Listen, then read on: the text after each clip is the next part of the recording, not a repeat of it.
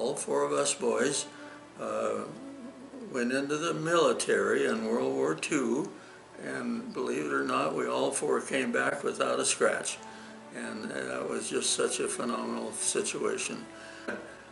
We had 3 phases of training: the primary, the secondary, and the advanced training.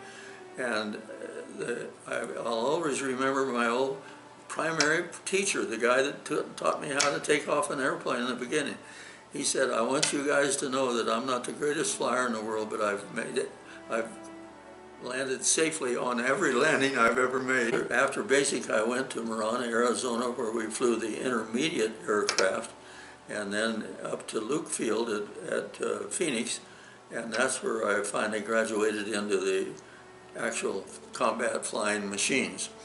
And I got a little training there before I graduated, and I graduated in May of '44, and then I went to what they call the advanced, the training, beginning training for the P-47 fighter aircraft. Now the P-47 was not heard of by a lot of people, but it was a great aircraft. It was a single engine fighter. We flew by ourselves, and it carried 8 50 caliber machine guns, and I could carry a 250-pound bomb under each wing. So it was really just a little flying fortress when it was all said and done. I had made some really good friends in training, and as a matter of fact, 4 other fellows that I trained with and graduated from flying school in Phoenix, Arizona in 1944, before I went overseas. We flew together, actually, in that time, from then on till the end of the war. Isn't that interesting that we'd be together like that? When I went overseas, you have to stop in England and fly a certain number of hours to get the travel out of your head of the boat or the air or however you came over. And we flew it for 5 days, and from there I went right straight to Cherbourg, to the point of the embarkation of World War II, and was there. I didn't get there till 2 days after D-Day, but they had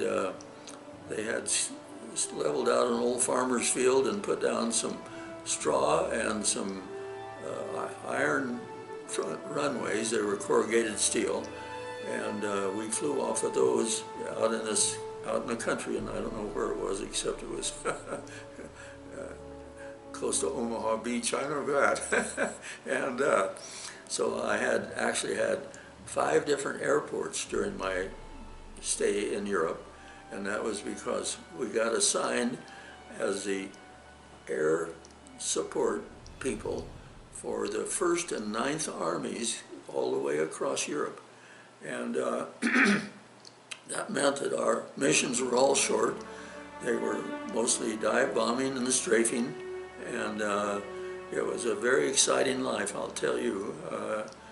I just, in lots of ways, really enjoyed it, but it's hard to say that you enjoyed knowing that you're going to kill a bunch of people. But at that time, we knew who the enemy was, and they knew who we were. And so that's better than it is today when you don't know who's your enemy and who's your friend.